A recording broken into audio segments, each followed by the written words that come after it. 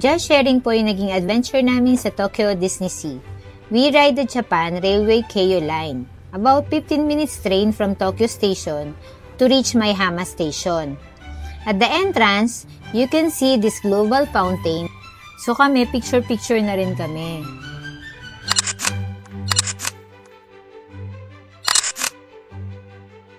And a lot of stuff that you can buy inside the Disney Resort, like character hat, and buy na rin ako ng Disney shades ko. And guys, kung may plano kayo na mag-Disney Sea or Disneyland sa Tokyo, make sure na makapag-book kayo online and avail the Disney Premier Access to avoid long lines like this. You can avail this souvenir photo at the entrance gates.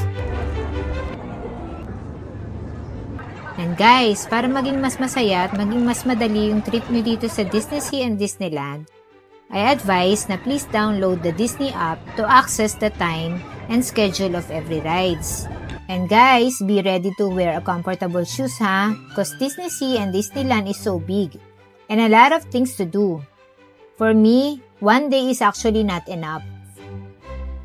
And guys, during our visit here, Halloween theme ang Disney Park. And good to see different people all over the world wearing their Disney-themed costume and Halloween costume. Nakaka-vibrant talaga ng place and nakaka-great moods for everyone. And guys, isi-share ko na rin sa inyo yung mga attractions na nasa loob ng Disney Sea. Like, Journey to the Center of the Earth, Raging Spirits, Aquatopia, Sinbad's, Nemo and Friends, Toy Story Man, Tower of Terror, Flanders of Flying Fish, and Disney Electric Railway, and a lot more.